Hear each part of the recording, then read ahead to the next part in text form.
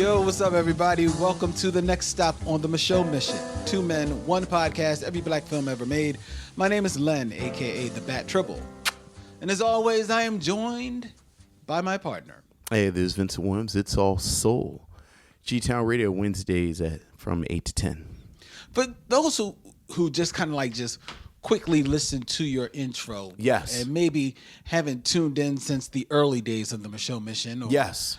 Exactly what is It's All Soul? It's All Soul is similar to the MICHEAUX mission, except we focus on music. It's me and my partner, my cousin, Carroll, and we oftentimes focus on a particular artist or a particular producer or a particular piece of music and sort of dissect it.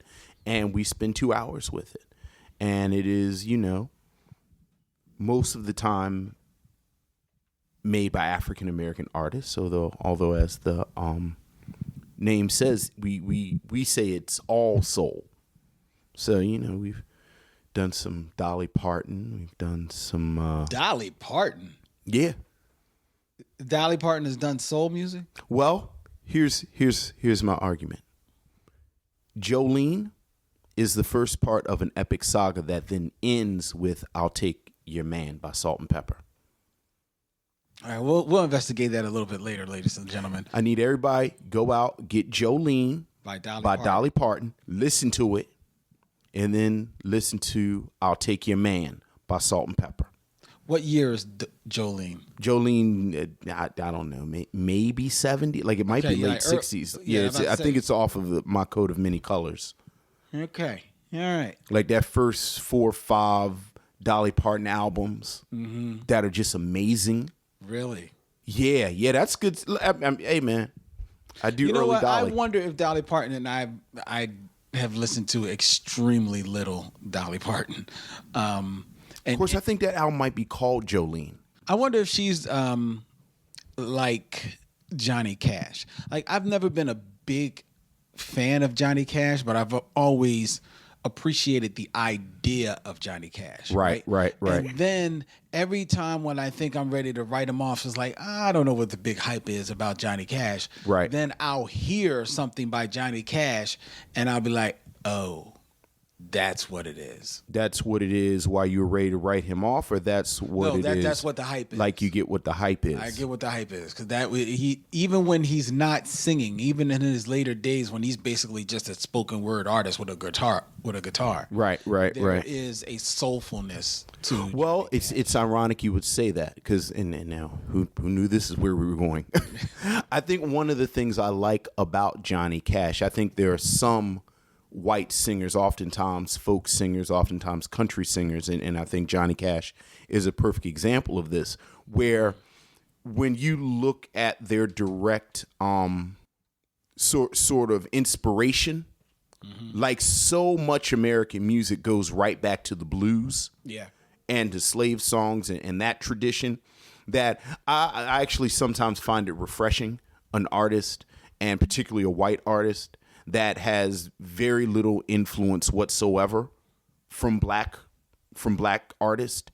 And I think Johnny Cash is one of those artists that, he's not like an Elvis or Jerry Lee Lewis. Not at all. Where you can see the direct line. Where I think, Johnny Cash was, I think he's a Mountain Dew too. Yeah. Like, just the straight mountain bluegrass, that folk tradition.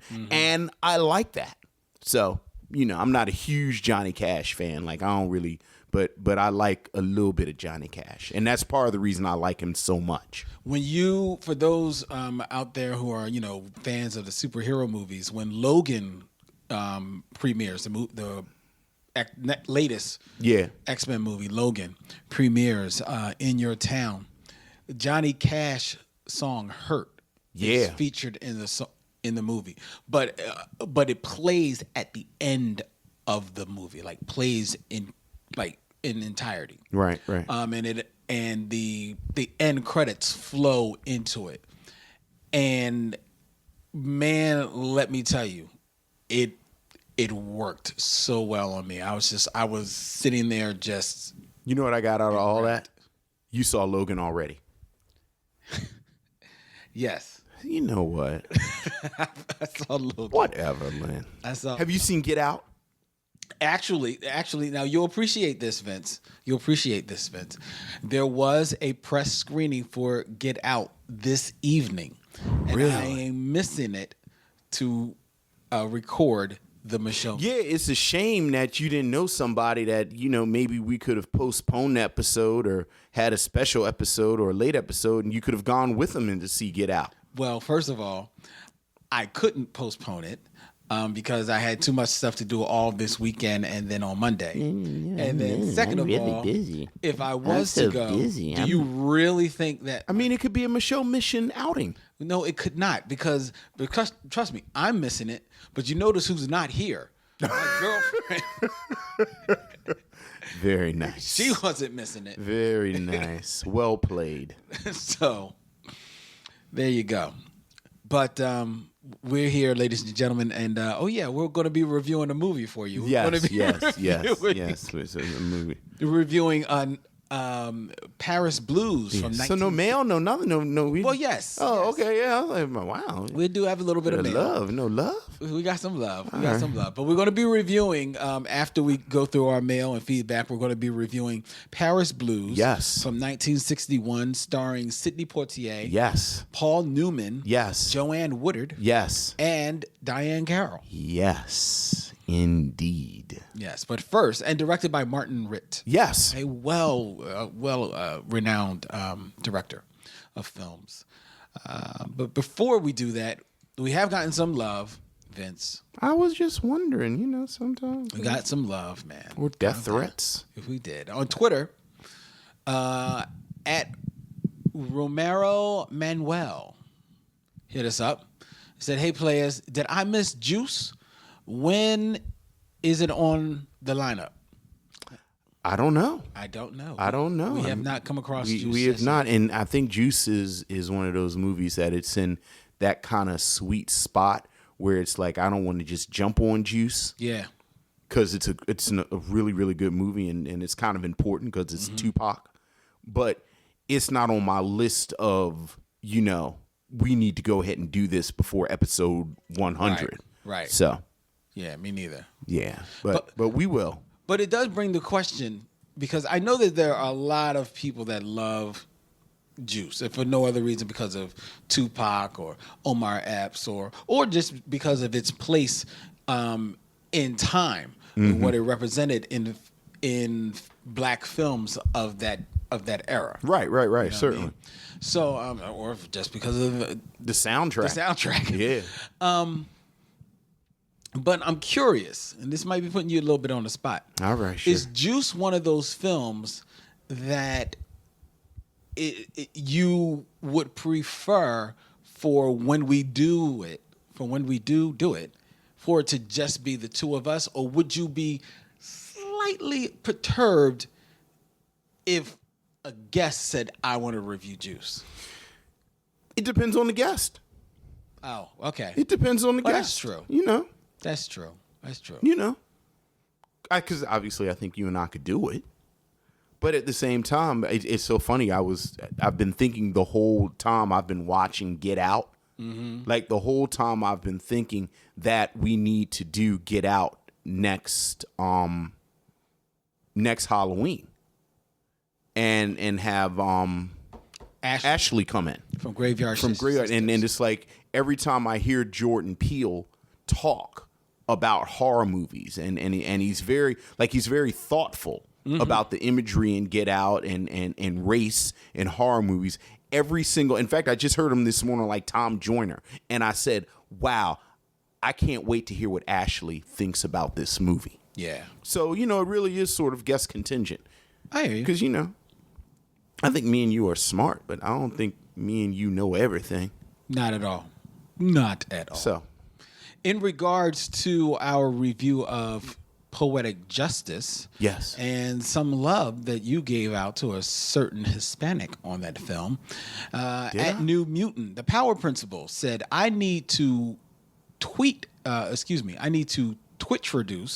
as opposed to introduce, Twitch-roduce the Michelle Mission to my man at DJ Older and his friend Anika Noni Rose. On the strength of Vince's Sesame Street Maria love alone. Wait, so I get introduced to Anika Noni Rose because I loved Maria? Yes. I'm okay, I'll take that. It sounds like the perfect quid pro quo. Yeah, oh yeah. I thought he was going to introduce me to Maria, which I don't even know how, like I don't even know if I could talk to I mean, her name's not Maria. Her name is Sonia. I forget her real name. We actually just got her biography a couple of months ago, and yeah. What do you mean you got her biography?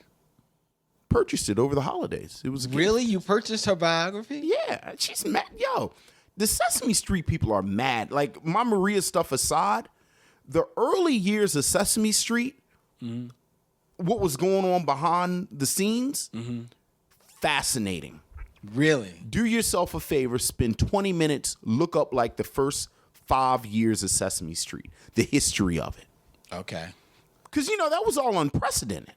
Well, true. Like that whole deal, and then, it's all these young black people and Hispanic people and gay people, and they're in the city. And, I mean, it really was a radical enterprise. So, but then I also loved Maria. I love myself Maria, too. I did. It's so weird when you have kids and you turn on and she's gotten older. Yeah. And it's like, it's Maria, though. I know. So. I still see her in her. So I say all that to say, oh yeah, go ahead yeah, sure. But you say all that to say, you can introduce me to Nika. Okay. Well, so at New Mutant, feel free to make that connect. Yeah. And whatever we need to do to make that connect official, we will do. All right. Thank you. We also got an email from one of our celebrity friends, our favorite celebrity friend. Who would that be? That would be Mr. Dorian Missick. What's up, Dorian? Well, he's funny you say that because he said, "What's up, fellas?" There you go. He said, Saturday the 25th no longer looks good for us because I'm still going to be in LA being Vincent's favorite kind of actor. A working one. Looks like we won't. That's all right. Looks like we're both going to be in LA until March 13th, but I'm still down to talk music when we get together. Hope all else is going well. I've been listening to the show religiously. Thank you. Looking forward to it whenever we finally do it. Your friend Dorian. All right. Well, thank you for that, Dorian, for checking in. Glad you're working. Glad you're doing your thing, brother. Amen. Do your thing. Do your thing. Do your dance, dog. We also got a message on Facebook from Robert Monroe Jr. Robert. Now we know the show's official. Yes. He said that he saw John Wick 2 on Sunday, and Common wasn't that bad. Okay. But he was playing against Keanu Reeves' wooden acting, so you really couldn't tell. Good friend of mine cracked me up like I've never watched The Matrix the same way. She said, if you'll notice, Keanu Reeves is good in The Matrix because he never talks longer than like 45 seconds at a stretch. Yeah, very true. And I never noticed it until she said it. And it's like everything is him asking questions. Like 90% of him in The Matrix is he asks questions and then people answer. Have you seen John Wick 2? I haven't seen John Wick 1. Oh. You're missing a good time. That's what I keep hearing. I just haven't, And it's the rare action sequel that is indeed a step up from the original. I've heard very good things about it. It is on my list of stuff to watch. Mark Turner hit us up. What's up, Mark? Sup? Just caught the episode on Poetic Justice, and I have to agree with Vince on one very vital point. Okay. What is that point? It is all about Jasmine Guy. Man. Forever and ever, the end. Thanks again for another great episode, guys. P.S. Came across the article on Shadow and Act, possible film for review. What's the film? Shadow and Act. Oh, no, that's the website. The film is Sammy Davis Jr., Eartha Kitt, Fall in Love. You had me at Sammy Davis Jr. How about it? So, yes. Had me at Eartha Kitt. Yes. So we will make that happen for you, Mark. Yes. Somewhere yes. We'll make it happen sometime down the line, Mark. You got a movie during our listener request month, so yeah, but still, Sammy Davis Jr. I love myself some Sammy I Davis love Jr. some Sammy Davis. I do love some. We're going to talk about him a little bit when we get to this. That's why I love him. That's why when we get to because Sidney Poitier, Diahann Carroll are all in that same wheelhouse. Very true. Okay, I mean that time period and that particular type of black actor / entertainer from this time period. Okay, we'll get to it when we get to it. Oh yeah, we'll get to it when we get to it. But right now we got to get into 1961's Paris Blues.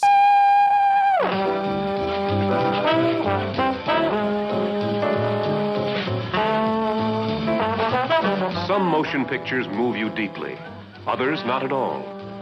Some pictures you love, some you hate. Here is one which is bound to catch you up in its different kind of love story. You might call it a love spectacular. So intimately exciting, you feel it's happening to you. Paris Blues. A room in Paris can be like no other room in the world. The things they do, the things they say. You come on like this with all the guys? No, only with the special one. They haunt you and hold you, like the Paris Blues.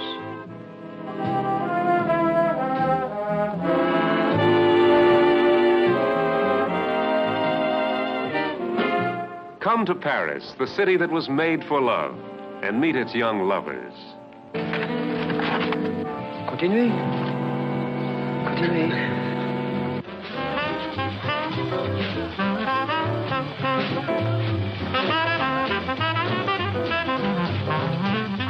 What do you want to do, wrap me up and take me home?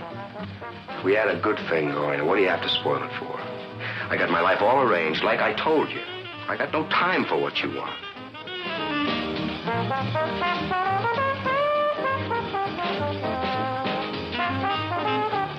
Nobody in this whole world is ever going to be as right for you as I was. For 12 days in Paris in the autumn.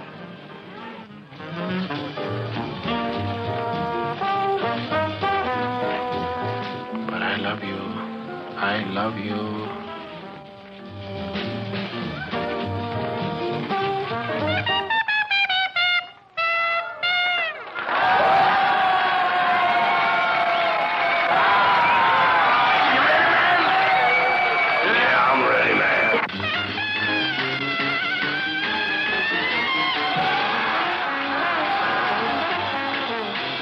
Paris Blues, 1961 American feature film made on location in Paris. Yes. Starring Sidney Poitier as expatriate jazz saxophonist Eddie Cook and Paul Newman as trombone-playing Ram Bowen. The two men romance two vacationing American tourists, Connie Lampson, played by Diahann Carroll, and Lillian Corning, played by Joanne Woodward, respectively. The film also deals with American racism of the time, contrasted with Paris' open acceptance of black people. It was based on the 1957 novel of same name by Harold Finder and features trumpeter Louis Armstrong as Wild Man Moore.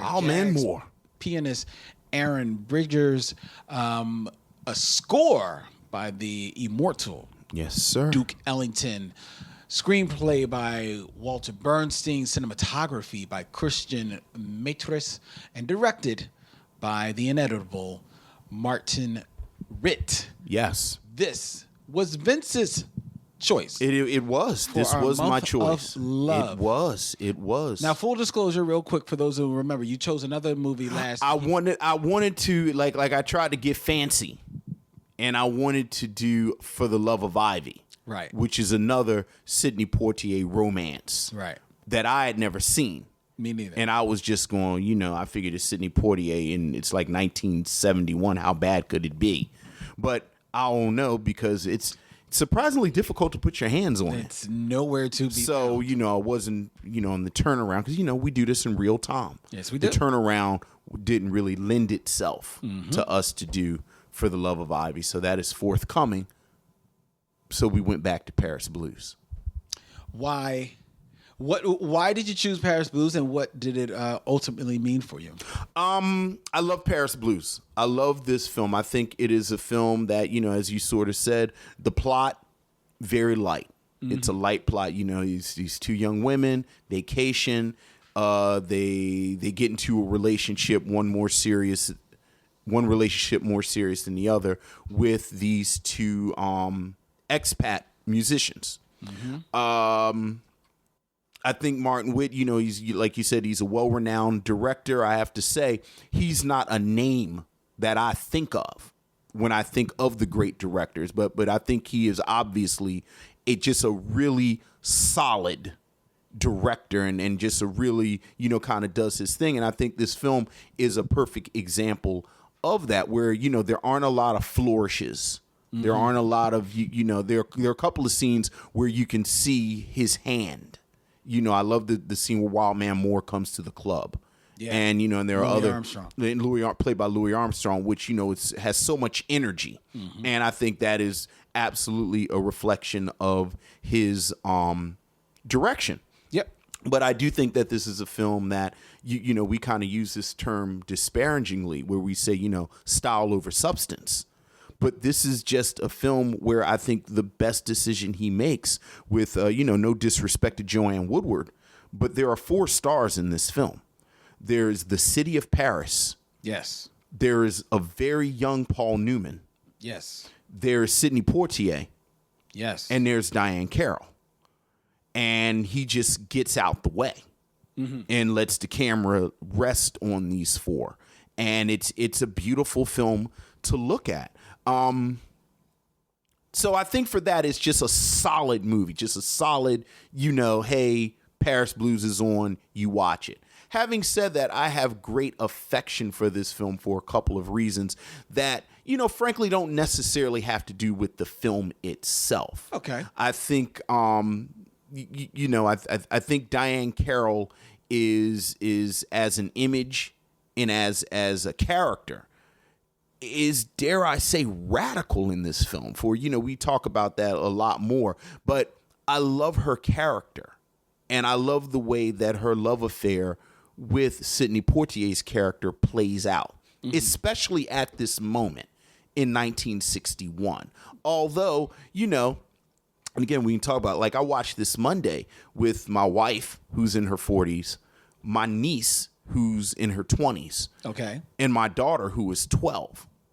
And she is an aspirational figure, like just Diahann Carroll's character Connie, and the way she carries herself and the way she is put together. And I think that is important. And then there's just the background to it, which you can also talk, that Sidney Poitier and Diahann Carroll were in the midst of a torrid love affair. Yes. While they were making this film, both of them married. Yes. So, love this film. Like I said, it's very stylish looking. It's a beautiful film. Makes me want to go to Paris. It's filled with beautiful people. Paris Blues. I love it. Like I said, we talk about the movie and we talk about the other stuff too. You talk about how the 4 stars in here, with all due respect to Joanne Woodward. I would say that there are 5, because I would put Joanne Woodward in there.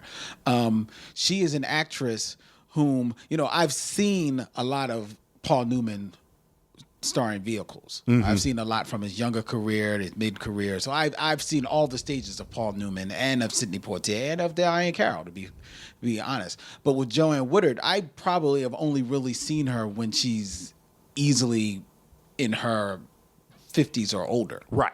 At least that I remember. So this was my first time really having an opportunity to just sit and like see her young. Mm-hmm. It struck me much the same way as when I watched Uptight, and there's a young Ruby Dee in there. Sure. Where you're like, wow, that's what she was like young. Then I see the height, because I thought that as much as the camera, Martin Ritt, was smart about the camera in regards to Sidney and Diahann and Paul, I think he was just as the same with Joanne Woodward. And I found her to be a very striking woman that the camera did love. So I want to give her just due on that note. And while this is certainly substance over style, and there's not a whole lot of flourishes to it. There is smart camera work here. Okay. Coupled with very smart editing, because you have Duke Ellington. I mean, they're playing jazz musicians. Sure. So that means the whole thing has to have like this jazzy feel to go in time. And in rhythm and energy wise with the music that is accompanying it by Duke Ellington, and there are some times when Duke he got the boys rolling. Oh yeah, you know what I mean. And you see like a few montages where that in the 70s, 80s, or 90s, those montages would have been sped up. They would have been short clips. But in here, they are allowed to be very elongated, to play along with the energy and pop of the music, even though they may just be walking down the street, walking along a cobbled street. But because of that music and because the camera is following them, tracking them such, you can't help but just fall into the rhythm of their walking, you know. And I just really fell in love with the movie in that regard, and I have a soft spot for a movie that is purposefully made in black and white, because this was a movie in 1961. Oh yeah, there were color films. Right. But this is black and white, and he absolutely used the negative space and the light and the shadow. Yeah, absolutely. So I really did fall in love with this. And I found myself enjoying all of the character stories a little bit. Maybe the Paul Newman character, you know, the tortured musician, we've seen that before. Right. We've seen it before 1961. We've seen it after 1961. So there's a little bit of the stereotype there. So Paul Newman is not bringing a whole lot new to it, except that it's Paul Newman. Yes. And Paul Newman is a good actor, so he's doing it well, you know, and he's playing this position pretty well. That being said, I will have to say that for 1961, I found this movie to be refreshingly mature without being trying too hard at it. Because he is a musician, yes, in Paris, who has a kind of like laissez-faire relationship with the woman who kind of like runs the club, yes, where he's at, and they kind of both know what they get out off of each other, what they right. want. And the implication is she's a little older than him. Yes, so there's that part of it too. Yes, and yet when Joanne Woodward's character comes in, you know, and they develop a relationship.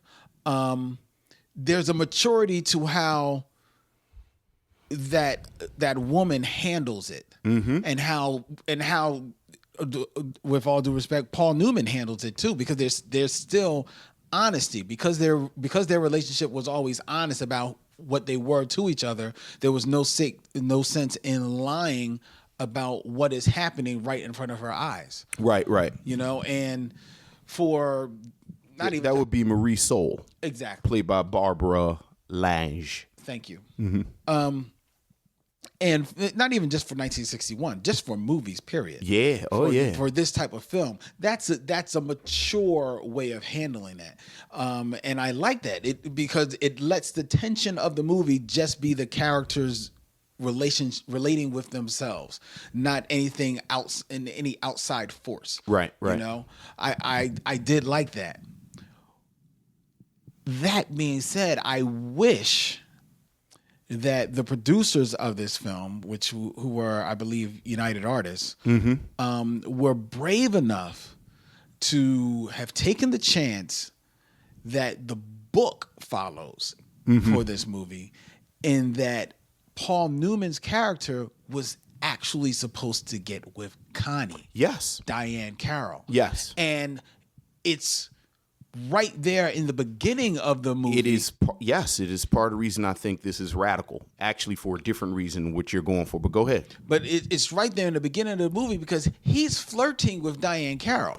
Oh, yeah. He wants Diahann Carroll. Oh, yeah. So much so that when the two of them show up at the club and Sidney introduces them and then was walking out with them and Paul runs up and he's blocking Diahann like, yo, what's up? Yes. Sidney's like, yo, but I thought you was going to be. Oh. Yes. And it is at that point that the switch is made. Sidney walks off with Diahann. Right.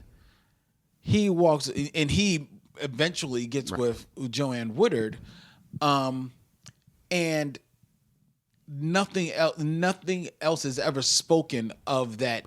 No, that misconception or seemingly misconception. But I think it's important that Connie, as my niece says, curved him.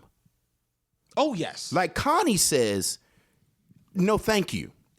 And she actually says it a couple of times because, it's a film. He meets her first on the train. Mm-hmm. And she said, and Connie tells him, yeah, I have and she's very pointed about, I have a girlfriend, a white girl. Maybe you'll like her. Yeah. And he says, and like you said, Ram keeps pushing, is she as cute as you? And she kind of pushes him away. And then he gets really aggressive. And she says, no. I didn't think he got super. He was there are some words I could use for how he was acting, but I'm just going to say jerk. He had his jerk on. Like it was quite a scene, and I actually, that's part of why, like, I like the fact that Ram wasn't actually that charming. Yeah. Like, he was very good looking. Mm-hmm. He kind of had his lane. Like, I'm playing this trombone. You could tell he was a musician of some note. Mm-hmm. Mm-hmm. But this was not somebody who was charming the ladies. No. So that, he was kind of a jerk with her. And I think,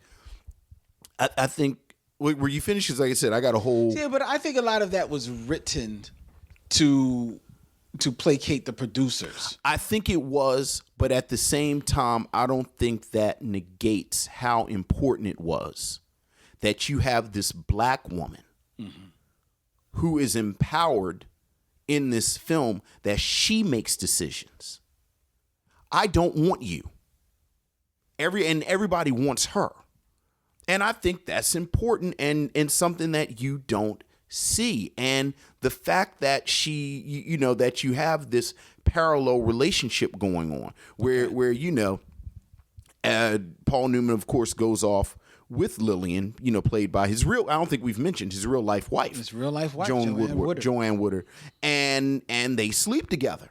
Yes. And, it cuts to the scene, they sleep together, and Eddie... Very mature way they revealed that.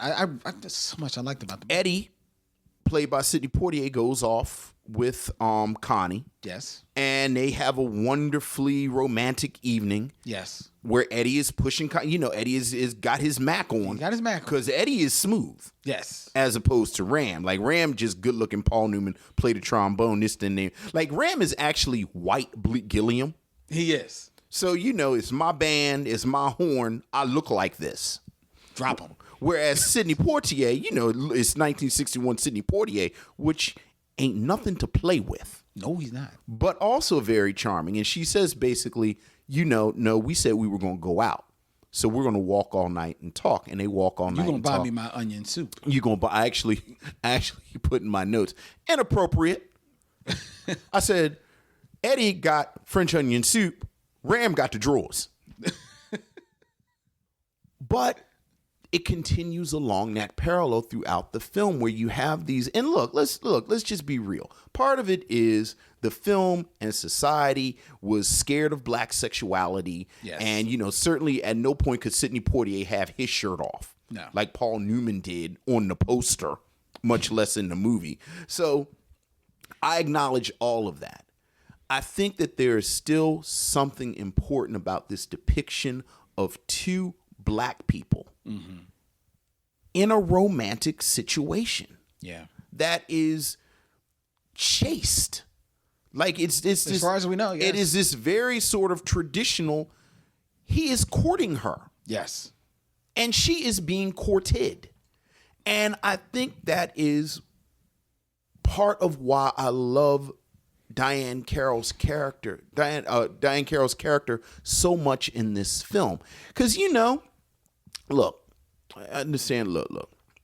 We talked about the black part of it. That, there's this fear of black sexuality and this, that, and the other. Certainly in 1961, you get to the blaxploitation period, that's part of it. Black people get to have sex. So I understand all of that. Right. I understand the part about women and, once, you gotta, I control my own sexuality. I'm not going to be slut shamed. You're not going to judge me by how I sleep with people. I understand all of that as well. Right. But there is, as they say, intersectionality, where race and gender meet, where black women are oftentimes depicted as sexually aggressive and not pretty. Like, you're sexy, there's lust involved, but black women, and we saw it with Michelle Obama for 8 years. We see it with Beyonce, where when we talk about them, we don't talk about them, they're pretty. And, you take them and all of this sort of traditional activity that you're supposed to do with ladies. And I love the fact that Connie is a lady. She's actually a lady. And Eddie has to court her. And Eddie has to do all of this stuff so that by the end, where she says, you have to come home with me, Eddie leaves Paris for her. And I love that. I love that. I love that image. I love that story. Regardless, are they being cowardly by not having the white man with the black woman? 1961, probably. Mm-hmm. Of course, the other side of that is if you had a white man with the black woman, now you got this brother sitting here with this white woman. Mm. So, it's real easy to be brave. Yeah, very true. So, very true. I would submit that that's also part of the bravery involved. Very we got to true. make sure this brother's off the table. And so I love that part of it, regardless. Okay, fair enough. Yeah. Let me tell you something. Louis Armstrong is a presence. When Louis Armstrong he's only on maybe like 3 scenes. Yeah. And there's only one scene early on in the movie that he actually has like true dialogue. Yes. And yet when he's delivering his dialogue, I just like me some Louis Armstrong. Who doesn't like Louis Armstrong? He just makes me happy. Yeah, He just makes me so happy just to see him play, and he wipes his brow when he's playing because he's really into it. Like, you're acting, Louis. You really don't need to be blowing right now. No, this is how I blow. I mean, I just love me some Louis Armstrong. I had to make my peace with Louis Armstrong. What? He's a lot. It's a lot. What do you mean he's a lot? With the eyes and the teeth. Are you kidding me? I'm not kidding you at all. And I made my peace with it years ago that this is Louis Armstrong. But I don't really go in. You've known me long enough. Is he any more extra than Ray? Yes. Are you kidding? Ray, the actual Ray Charles? Yes. Oh yeah. You think Louis Armstrong is more extra? Oh, he's a lot. I mean, in Louis Armstrong's defense, Ray Charles is actually blind. Okay. So you can't see the eyes. But it's a lot of eyes with Louis Armstrong. And it's true. A lot of teeth. And it's a lot, but I made my peace. I love Louis Armstrong. I know you ain't coming at Louis Armstrong. I'm not coming at Louis Armstrong at all. I'm just saying when you said he is vivacious and he's a lot, and he is, but it is like, I think part of the reason I love him in this movie is because he's in 3 scenes. Okay. One more scene of Louis Armstrong, and because he's a lot. I feel you. He's a lot. I feel you. Wynton Marsalis helped me make my peace with Louis Armstrong in like the early 90s. Oh, really? Yeah, because he was very vocal advocate for Louis Armstrong and in his music and but that's me. That's my stuff. I understand. You've known me long enough. You pretty much tell. Like, you can tell stuff Vince don't really rock with that hard. I feel you. So, and I love his music, love, obviously, his impact on jazz and music in general, but... You've got to love... Love him in this film. You got to love him in this film. Got to love the music in this film. Maybe my favorite scene in the film. You've got to love Paris in this film. It's I mean, if this amazing. movie is not a love letter to Paris, yeah, I mean, it really truly is. It's like just let alone, you know, Diahann Carroll gets Sidney Poitier to go back to Philadelphia, to go back to America. Yes. He's leaving a lot. He's yes. Because in Paris they show you, like they talk about here, we talked about earlier, the acceptance of interracial couples, the acceptance of being a black man. Yes. Just being a musician. Yes. That is something that, in 1961, I could see this brother saying goodbye to America for 5 years, because it's interesting. I just saw the documentary "I Am Not a Negro." The James Baldwin documentary. James Baldwin. And in there, James Baldwin talks about how he felt that calling to come back to America, because he was overseas. He was for a long time. And you could see why. You could fall in love, be intoxicated by that atmosphere and by that feeling, that vivaciousness and the openness and the ability to just be. There's a whole group of black people over there right now. I mean, their grandchildren and great grandchildren now that they left and they stayed over there. And how can you argue with that? No, my joke, I said it before, like the only thing to me that was even slightly realistic that could have gotten 1961 Sidney Poitier to leave Paris was 1961 Diahann Carroll. Because how do you leave this? Like, and I think one of the things that the film does very well is make the case of why I am here. Like, it shows, not just Sidney Poitier, but, throughout the scenes, if you remember when it opens up and Ram's band is playing, and it is just this long shot of the club where they're playing, and it's black people and white people and a couple of Asian people and a couple of people who, at least from the viewer, I'm going to say in 1961, they read as gay. And everyone is just sitting in this room enjoying this music and this world and this life. And, in 1961, when you see this, America was hell in 1961 when you were black. Yep. I mean, there's a couple of us, we doing, we kind of do all right now here. But in 1961, it was hell. Yeah. So that you can see the appeal. You see the draw, if you will. And again, it's a long history, including James Baldwin, of black artists in particular that says, F it, I don't have to deal with this. Yeah, man. Okay. 2 things. One, I don't like Diahann Carroll in this movie. How do you not like Diahann Carroll in this movie? Like, I thought you were just going to say Diahann Carroll, which is completely wrong-headed, but go ahead. Let me hear this argument. I like that. No. What don't you like about Diahann Carroll in Paris Blues? I'll tell you. I appreciate the story.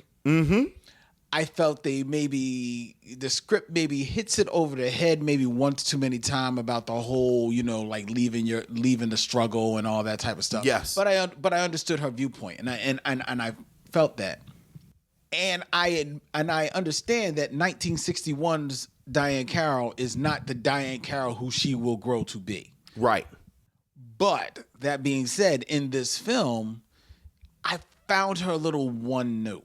I didn't find to her acting, I didn't find a whole lot of levels. I'm not sure what you wanted her to do exactly. And part of that, I think, maybe have been I will admit, may have been the script. I will admit that. I will freely admit that. But I think she plays the beautiful, untouchable woman that you have to chase after, who represents America. Well, okay. I didn't. Like, what did you want her? I didn't get beautiful, untouchable woman. I got just like, yeah. That's what I got. Almost every time. I actually, here's the thing. Here's the thing. The one time where I felt that she had a little bit of like, showed a little bit of sass and a little different color to her character was in the scenes when she was playing against Paul Newman in the beginning of the movie. Yeah, I don't need any sass from Diahann Carroll. Maybe that's it.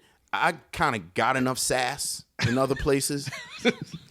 I don't need no sass from Diahann Carroll in Paris Blues. Well, I'm not necessarily saying sass, but I'm just saying just a little something. There was rhythm and angles to how she was playing the early scene with Paul Newman that I did not see in the scenes with I Sidney feel Poitier. like she and Sidney Poitier, like you can actually tell in scenes that the two of them are having a love affair. Oh, no. When you see them in the montages and they are tripping along the Champs-Élysées, as it were. Yes. Oh, yeah. Oh, I mean on the bridge when he's spitting game at her. Like, it actually comes off. Okay. Like, there are moments where I'm almost uncomfortable. Okay. Because the two of them are clearly involved with one another. Well, see, I don't know about that, but that scene is all about Sidney more than it is about her. Well, to me. Well, she's being chased. Oh. She's being chased. Well, and I will say, I do think of the four of them, she is the least sexually aggressive. Okay, but true. But I like that. See, I like that. But I'm not saying I don't like it. Yeah. I'm just saying that what she's doing, and admittedly she's not given a whole lot to work with, but right. with what she is given to work with, I don't feel that I feel like she's playing it one way. You know what I mean? I feel like, she could have been, there could have been a little bit more. I don't know what else you wanted her to do. Hey, man, I don't know. She real pretty. She wear pretty dresses. Well, see, but she it's not about pretty. It's not about no, but you know who's pretty and wears pretty dresses? Dorothy Dandridge. You know what Dorothy Dandridge does? She gives you levels. I think. Okay, first of all, Dorothy Dandridge is not a better actress than Diahann Carroll. We've seen Carmen Jones, and I think the Dorothy Dandridge stuff speaks to what I'm talking about. Like, let's just be clear. I think Dorothy Dandridge and Carmen Jones might be the most beautiful image I've ever seen on film. But there is it is very much Otto Preminger objectifies her physicality in the film. Yes, he so does. That there He is does. a part of it that I think the inner that. I mean, let's just be real. It's pure sexual energy. Okay, that fair comes off of Dorothy Dandridge in Carmen Jones. Fair enough. Which is what I'm assuming you're talking about. Yeah. And that is a whole different mode I than what's going on in Paris Blues. I don't know. Okay. Here's the other thing. Okay. That's my All one, right. that's my one thing. Here's my other thing. Okay. And I think this is a bigger thing. As we are near time to start wrapping this up. In my opinion, You ain't got to do no disclaimer. We know it's your opinion. You talking. this is not a black film. Oh, for Christ's sake. If you take the black thing out of it, the film falls apart. There's no movie. Well, that's not necessarily so, because the way the movie sets up, Vince, Go ahead. is that basically outside of that beginning part where Paul Newman is coming on to Diahann Carroll, Yes. and they quickly get themselves out of, Yes. reduce themselves out of that. Basically, this is a side-by-side romance. Except so that- you could take Sidney Poitier and Diahann Carroll and excise them from this movie. And the movie collapses. There's no movie. First of all, even just time-wise, the movie. Time-wise, no, it wouldn't be a full film. It's not a full. It's just not a film. It wouldn't be a full film. And as far as the two actual love affairs, you're saying it's two romances. Let's just call Ram and Lillian what that was. It's not a love affair. This is a fling.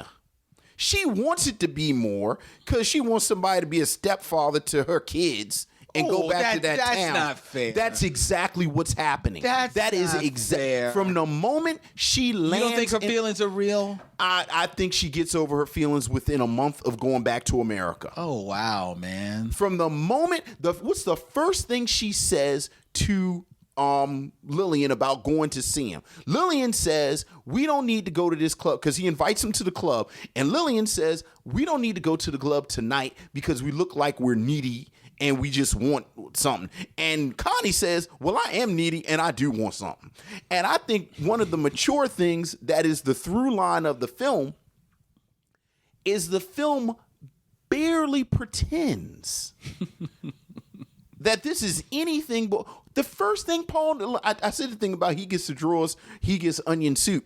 The first thing Paul Newman's character says to her the next morning is, I'm used to being the one that makes the play. That's true. You make the play, you throw the pitch, you do this, and then do the hit and then he gets up and he does like I probably I ain't gonna say. I had a friend who used to get into situations, and then the next day he said he always had an early soccer game, so he'd get up and start putting on his stuff because he'd say, I have an intramural soccer game to play. And when Paul Newman got out to bed and put on a jazz record and picked up the phone to talk to absolutely nobody, I said, he's doing just like my boy. Like, he is giving her the okay, it's time for you to go home signal. Okay, it is barely. On any, I mean, it's a fling. Okay, man, but I bought into her feelings, man. She sold it. She sold it at the end at the train station. The more interesting relationship is the black relationship. And it's an actual, the fact that part of the whole sort of exchange about why he needs to come home is based on the civil rights movement. The fact that he wants to stay because he's a black man in Paris. Like, this is a racially specific storyline. Yes. That if you remove it, again, the whole thing falls apart. And not for nothing, if I'm taking my black people home with me, Wes Moore comes with me too. Like, if I'm taking the black people and we going home, then Louis Armstrong comes with me too, which makes the film collapse even more. Well, first of all, Wild Man is on tour, so he goes home. Yes, Wes Moore, you coming with us? All right, baby, let's go. Anyway, I still contend. Also, and I know we got rep, but I gotta say this, man. This is the moment. I told you, Sidney Poitier was married. Diahann Carroll was married. Sidney Poitier, because they start seeing each other on the set of Porgy and Bess. Mm-hmm. And Sidney Poitier said he didn't need, like, he was miserable doing this because they were having this torrid love affair. Both of them were married. And Sidney Poitier was trying to resist Diahann. I mean, they were trying to not be with each other. After this film, Sidney Poitier actually says to Diahann Carroll, this is all in her biography, I've mentioned this before, the legs are the last thing to go. Sidney Poitier says to her, I want you to leave your husband, and I'm going to leave my wife, and we're going to meet at the pier, and we're going to run away together. And do you know Diahann Carroll took her fast ass home and left her husband?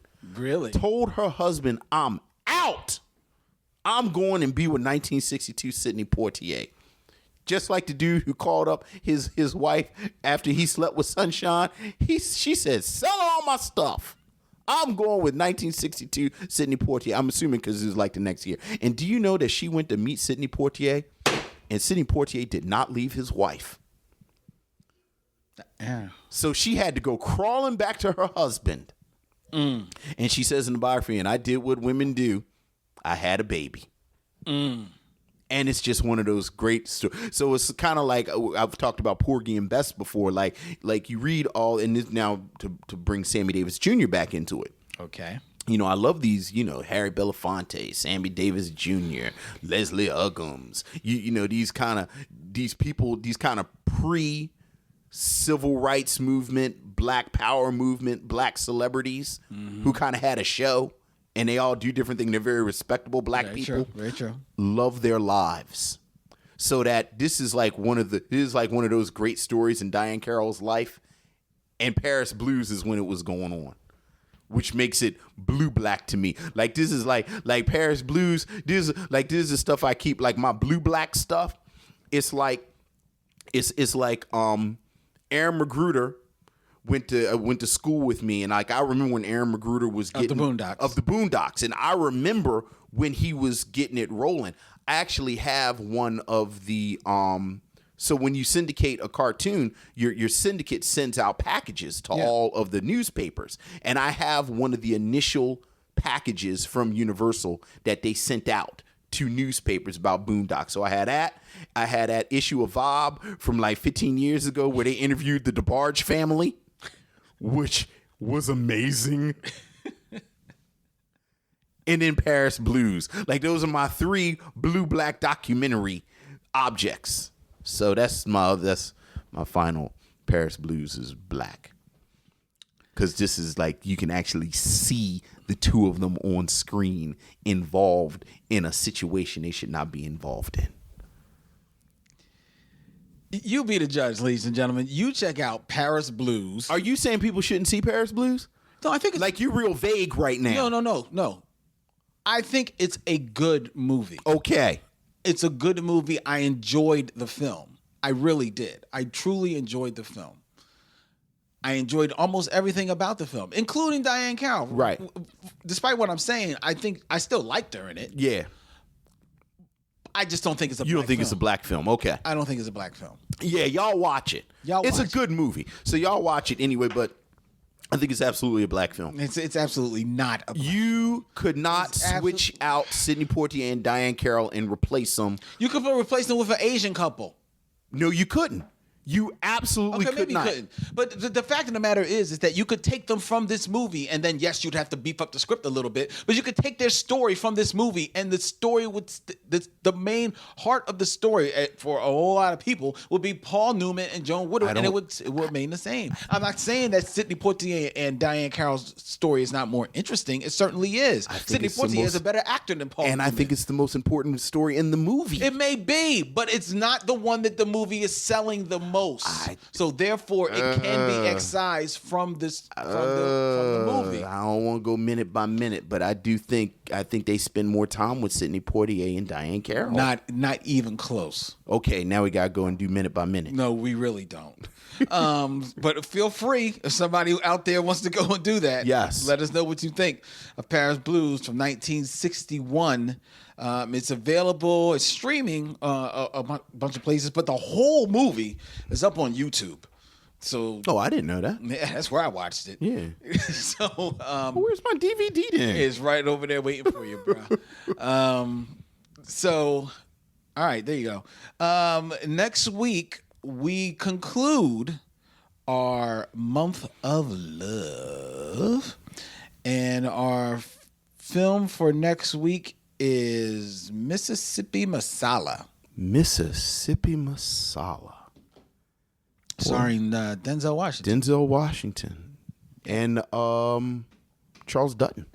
There you go. Charles Dutton is also in Mississippi Masala. I'm looking forward to this film. I have not seen this movie in probably 25 years. I've heard great things about it. I've never seen it. Okay. I've always heard great things about it, so I'm looking forward to sitting down and watching Mississippi Masala. Now this would be interesting. You see, well, we'll talk about that next week. Talking about black movies. We'll talk about that next week. Okay. Right here on the MICHEAUX Mission, which you can check out every week on MICHEAUXmission.com, as well as available for your download and streaming pleasure on iTunes, SoundCloud, Stitcher Radio, Google Play, and every place a good podcast be, as well as the Black Tribbles Podcast Network, where the MICHEAUX Mission will reside for one more week.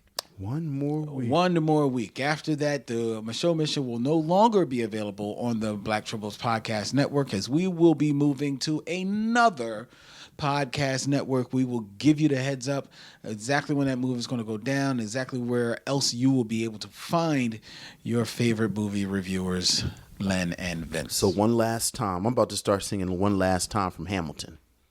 Feel free. I'm not really about to start singing One Last Time from Hamilton, but please that's what it made me think of. We are also available every Wednesday them how to say goodbye at 8 p.m. as a radio show on WPPM LP 106.5 FM, Philadelphia, Philly Cam, People Power Media. radio here in the city of brotherly love. All right, we got to get out of here. I'm Len. That man's Vince. And in parting, what he shall say. We'll see you when it's time to meet again.